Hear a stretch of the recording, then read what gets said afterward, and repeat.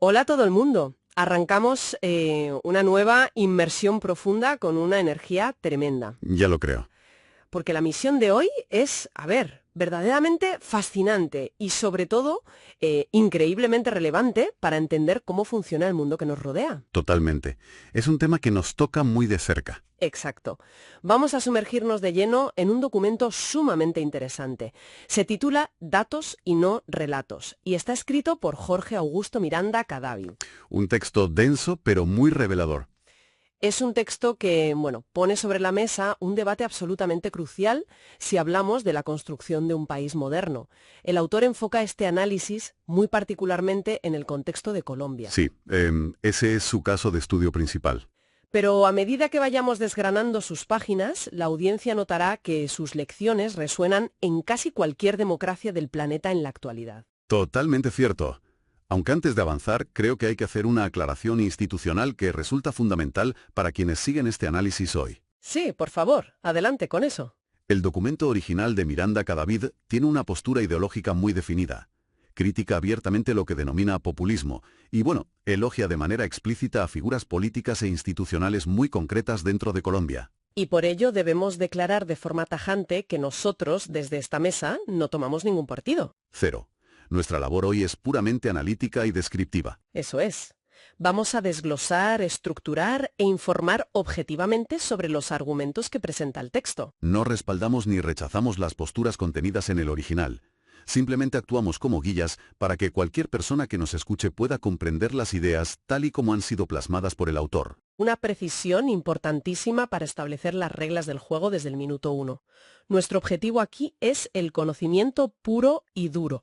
Exacto. Y hablando de conocimiento, cualquiera podría preguntarse ¿por qué debería importarle este tema en su día a día?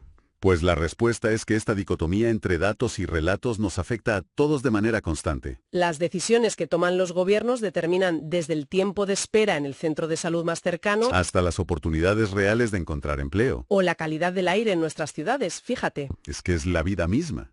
Además, este texto proporciona una clave fantástica para entender de dónde viene ese escepticismo ciudadano tan extendido hoy en día. ¿Esa sensación de que quienes gobiernan viven en una realidad paralela? Exacto. Esa desconexión tiene una raíz muy concreta que este documento disecciona a la perfección. Vale. Vamos a desgranar esto, porque el contraste central que establece es cautivador. El planteamiento inicial es un diagnóstico de la política contemporánea que, resulta bastante familiar. Se nos presenta como una batalla constante. Una especie de tira y afloja histórico. Por un lado tenemos el diseño de campañas tradicionales, esas que se construyen sobre relatos altamente emocionales. Promesas grandilocuentes. Y soluciones mágicas que suenan espectacularmente bien frente a una multitud. Claro, el discurso fácil. Por otro lado, el documento opone a esto el concepto de una gobernanza real, basada en la evidencia. En los números fríos. En el análisis riguroso. Es, en esencia, la narrativa frente a la estadística. Pero hagamos de abogado del diablo un momento. Un político podría argumentar perfectamente que la intuición política y la empatía con el sufrimiento de la calle son mucho más rápidas y efectivas. ¿Más que qué? Más que esperar a que un estadístico termine un informe de 200 folios. Un discurso encendido abriga más, o al menos conecta más rápido con la frustración ciudadana, ¿no? Que un gráfico de barras. Y esa es precisamente la trampa que identifica Miranda Cadavid. Ajá. El texto reconoce que las campañas electorales se han vuelto expertas en empaquetar propuestas simplificadas porque, efectivamente, el cerebro humano responde mejor a una historia heroica que a una tabla de Excel. Es que biológicamente estamos programados para las historias. Totalmente. El problema surge al día siguiente de las elecciones.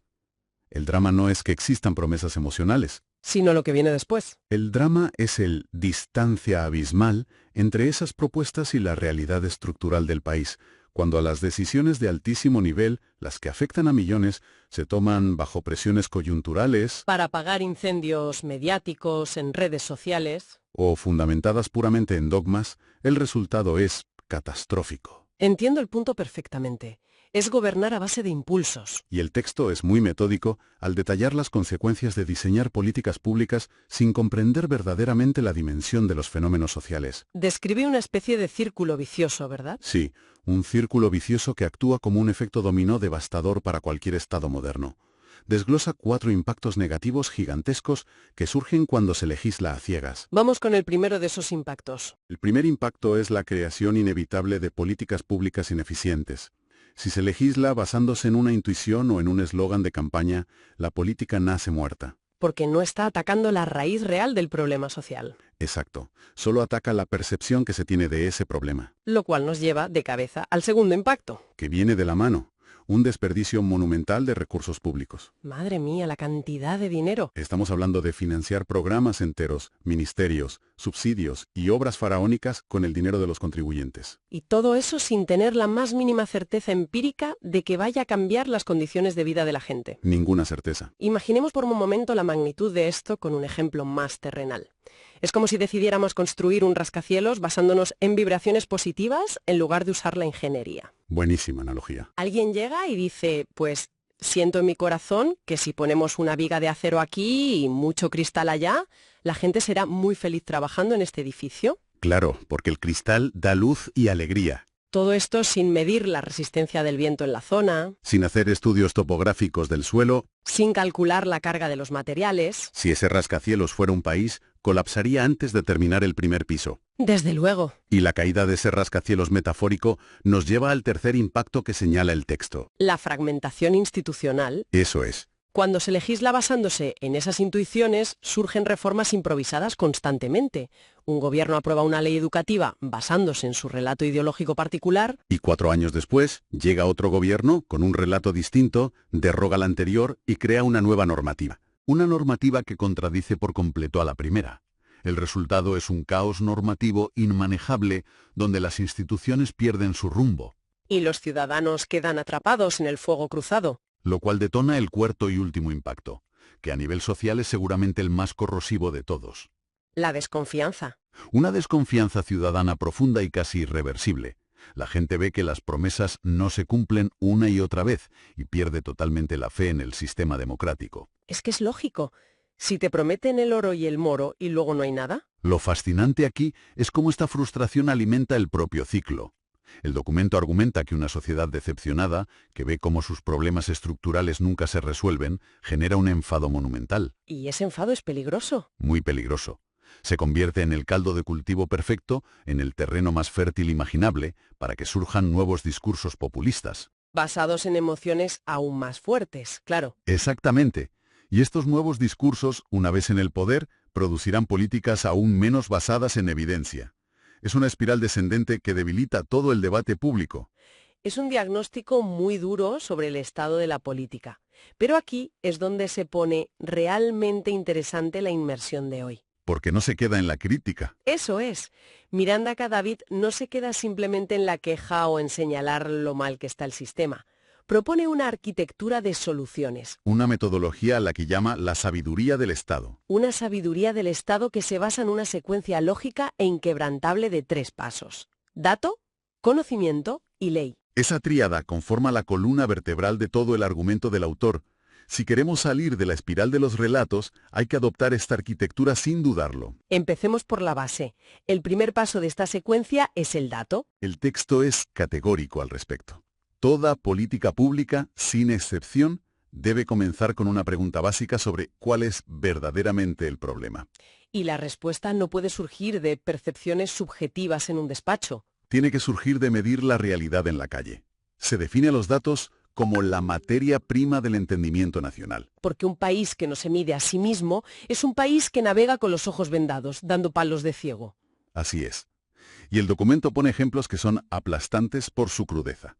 Habla de la imposibilidad absoluta de gobernar si no se sabe con exactitud cuánta gente vive en la pobreza estructural, O si se desconoce cuántos trabajadores intentan sobrevivir en la economía informal. o cuáles son las carencias reales, cama por cama, de un sistema hospitalario. Sin esa medición inicial, cualquier esfuerzo político es papel mojado. Pero, ojo, el autor hace una salvedad crítica aquí. Medir no es suficiente, Y esto nos lleva al segundo nivel de la arquitectura, el conocimiento. porque los datos por sí solos, crudos, aislados en una hoja de cálculo, no resuelven absolutamente nada. Su valor real solo emerge cuando esos datos son cruzados y analizados. Puestos en su contexto histórico y sociológico. Exacto. Esto requiere bajar la estadística al mundo real, Tener un documento Excel que arroja un 30% de pobreza en una región específica, bueno, es el dato puro. Es la foto fija. Pero el conocimiento llega cuando un equipo técnico cruza ese Excel con un mapa de infraestructuras. Ahí cambia la cosa. Y descubre que ese 30% de pobreza está concentrado en pueblos donde el tren de mercancías dejó de pasar hace una década, destruyendo por completo la industria local. Ahí es cuando el dato te grita la solución a la cara. Esa transformación del dato en conocimiento es la búsqueda de las relaciones causales. ¿Implica entender el por qué pasan las cosas? ¿Qué incentivos ocultos están provocando ineficiencias en el sector salud, por ejemplo? ¿O qué factores geográficos explican el fracaso escolar en ciertas zonas rurales? Cuando el Estado logra transformar ese número frío en un conocimiento profundo sobre cómo interactúan sus ciudadanos, adquiere casi un superpoder. La capacidad de diseñar políticas públicas basadas en evidencia empírica, que según el texto tienen características muy distintas a las típicas promesas de campaña. Son graduales, para empezar. Porque los problemas complejos no se arreglan en un día, por mucho que se prometa. Son medibles desde su inicio. Y sobre todo, son evaluables. Esa capacidad de evaluación marca un punto de inflexión brutal. Si implementas una medida económica basada en datos, puedes revisarla un año después. Y si los indicadores dicen que no está funcionando, la corriges sin dramas ideológicos. Porque la lealtad es hacia la evidencia, no hacia el discurso político de tu partido. Exactamente. Y así llegamos al tercer y último nivel de esta sabiduría del Estado. La ley. El documento conjuga a la ley un peso casi reverencial. No ve la legislación como una simple herramienta política para salir del paso o complacer a un sector del electorado antes de unas elecciones. La define como la cristalización de ese conocimiento previo. La ley debe ser la sabiduría institucional del Estado codificada en normas. Cuando una ley se apoya en los cimientos sólidos del dato y del conocimiento, se convierte en un instrumento de estabilidad a largo plazo. Capaz de sobrevivir a los cambios de gobierno. Porque su legitimidad viene de la realidad empírica, no de la retórica del político de turno. Pero claro, luego el texto lanza una advertencia que resuena como una alarma antiaérea, señalando lo que ocurre cuando esta secuencia sagrada de dato, conocimiento, ley se invierte. Algo que, si repasamos la historia reciente de muchos lugares, parece ser el deporte nacional en muchas asambleas legislativas. Invertir el orden es empezar a construir la casa por el tejado. Literalmente. Se redacta la ley primero porque la idea suena muy atractiva para un titular de prensa o un tuit. Se asume un conocimiento superficial del problema basado en puros prejuicios. Y finalmente, si acaso, se buscan datos aislados que justifiquen la decisión que ya estaba tomada de antemano. El resultado es la creación de un marco institucional incoherente, lleno de normativas que chocan frontalmente contra la realidad del país. Las naciones que han logrado dar saltos cualitativos en educación, salud o equidad, argumenta el autor, lo han hecho blindando esta secuencia metodológica contra las injerencias políticas del corto plazo. Entonces, ¿qué significa todo esto? Porque la gran pregunta que surge al leer es ¿cómo se aterriza toda esta teoría filosófica e institucional en el fango de la política real? Claro, hay que llevarlo a la práctica. Porque el documento de Miranda Cadavid no se queda flotando en la abstracción académica. Decide poner un nombre y un apellido como ejemplo concreto de este liderazgo empírico dentro de Colombia. Así es. Para ilustrar la viabilidad de su propuesta, el texto introduce la figura de Juan Daniel Oviedo. Y la gestión que llevó a cabo frente al DANE. El Departamento Administrativo Nacional de Estadística, exacto. El autor lo presenta como el exponente paradigmático de lo que significa ejercer una gobernanza anclada en la medición rigurosa. Y en la verdad incómoda de los números. Fíjate que al repasar esa sección del documento hay un matiz que llama poderosamente la atención. ¿A qué te refieres? A que no se limita a aplaudir una labor burocrática impecable de recolección de encuestas o la mejora en los sistemas informáticos de la institución. El texto subraya que el verdadero legado en ese caso es una disrupción cultural gigantesca. Ah, la dimensión cultural, claro. Es vital aquí. En un panorama dominado por el ruido mediático y las noticias falsas, la contribución que se destaca es la capacidad de sacar la estadística del círculo cerrado de los académicos y los economistas. Bajarla a la calle. Llevarla al debate público cotidiano. Oviedo es perfilado en el texto como alguien que logró traducir matrices de indicadores complejísimos en explicaciones que la ciudadanía de a pie pudiera entender. Y, más importante aún, utilizar para fiscalizar a sus propios gobernantes. Y eso rompe un monopolio muy peligroso sobre la información. Traducir los datos significa explicar de forma transparente y accesible por qué el precio de la cesta de la compra se ha disparado en una ciudad concreta en los últimos 3 meses. O revelar con cifras exactas cómo la desigualdad golpea de forma diferente a hombres y mujeres en el mercado laboral informal de una región específica. Al hacer esto, se posiciona el valor del dato en el centro de la mesa del debate nacional, desnudando los relatos ideológicos engañosos. Miranda Cadavid defiende que esta estrategia genera un impacto transformador a 2 niveles muy claros. Veamos el primero. Primero, eleva drásticamente la vara con la que se mide a la clase política. Ya no basta con dar un buen discurso lleno de épica. Hay que poder rebatir los datos oficiales en público. Y el segundo nivel aborda directamente esa desconfianza ciudadana de la que hablábamos al principio del análisis. Exactamente. Cuando las instituciones operan como cajas de cristal, explicando las realidades del país con rigor y sin maquillar las cifras para favorecer al gobierno de turno, la sociedad empieza a recuperar la fe en el Estado. Es el antídoto más potente contra el escepticismo institucional que hemos mencionado. Si conectamos esto con el panorama general, el texto nos invita a un ejercicio de imaginación política fascinante. Plantea cómo sería una presidencia basada en datos. Es decir, llevar esta lógica metodológica del Departamento de Estadística a la misma jefatura del Estado. Aplicando el rigor empírico a todas las áreas críticas de la administración pública central. Esa presidencia basada en datos es descrita como el motor necesario para las verdaderas reformas estructurales que requiere una nación. Imagina aplicar este enfoque al sistema de salud, por ejemplo. Los hospitales no se construirían por conveniencia electoral para ganar unos votos en una provincia. Se construirían allí donde los mapas epidemiológicos y demográficos indican que hay mayores carencias reales. Si lo aplicamos al mercado laboral, las políticas de empleo estarían focalizadas quirúrgicamente en aquellos sectores productivos que los datos muestran con mayor potencial de crecimiento e innovación. Y los beneficios directos que enumera el documento suenan a sentido común puro y duro.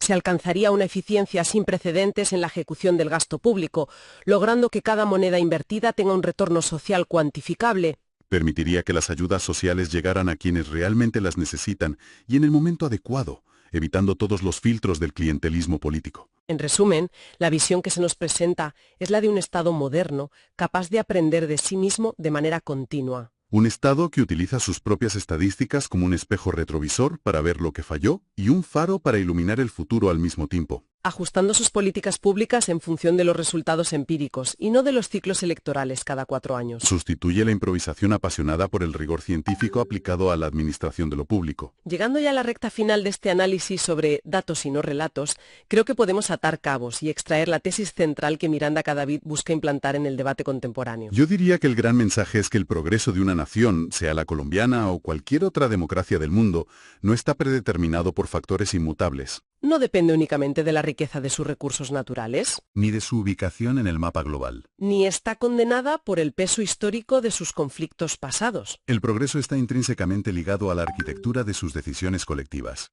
Los países que logran avanzar con paso firme hacia la prosperidad y la equidad no son los que cuentan con líderes capaces de tejer las historias más emotivas o los relatos más épicos. Son aquellos que tienen la madurez institucional para medir su realidad Comprenderlas sin autoengaños. y legislar respaldados por el peso innegable de la evidencia empírica. Es una conclusión muy robusta que obliga a repensar las exigencias de la ciudadanía hacia la clase dirigente. Totalmente.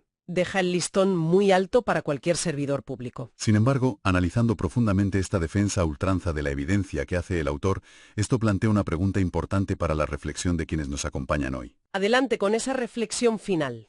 Si aceptamos, como propone tajantemente el texto, que los datos son la brújula definitiva y neutral para el progreso, la pregunta es, ¿quién decide exactamente qué parcelas de la realidad se miden y cuáles se ignoran deliberadamente? Uf, qué buen punto. Porque no hay presupuesto para medirlo absolutamente todo. Exacto. Y yendo un paso más allá en esta línea de pensamiento crítico, ¿cómo puede una sociedad garantizar que los técnicos y políticos encargados de interpretar esos datos fríos, al momento de transformarlos en el llamado conocimiento, no terminen infiltrando sus propios sesgos e intereses ideológicos dentro de lo que luego nos presentarán como evidencia irrefutable? Es una paradoja fascinante sobre la supuesta neutralidad de los números que merece ser analizada con lupa por cualquiera que se interese en estos temas. Qué manera tan brillante de darle una vuelta de tuerca a todo el planteamiento original del autor. Al final, la custodia de la verdad estadística es un campo de batalla en sí mismo. Nos quedamos con ese dilema fundamental sobre quién vigila a los que diseñan los algoritmos y las encuestas. Un pensamiento muy necesario para no caer en la fe ciega, ni siquiera hacia los datos. Ha sido un verdadero privilegio desgranar la complejidad de la arquitectura institucional de las decisiones en la sesión de hoy. Agradecemos enormemente el tiempo, la atención y la curiosidad de toda la audiencia que ha estado al otro lado durante esta inmersión profunda. Esperamos que este análisis haya encendido nuevas chispas de pensamiento crítico. Sobre cómo se moldea el mundo a través de la política y sobre todo de los números. Hasta la próxima. Sigamos cuestionando la realidad que nos rodea y aprendiendo sin descanso.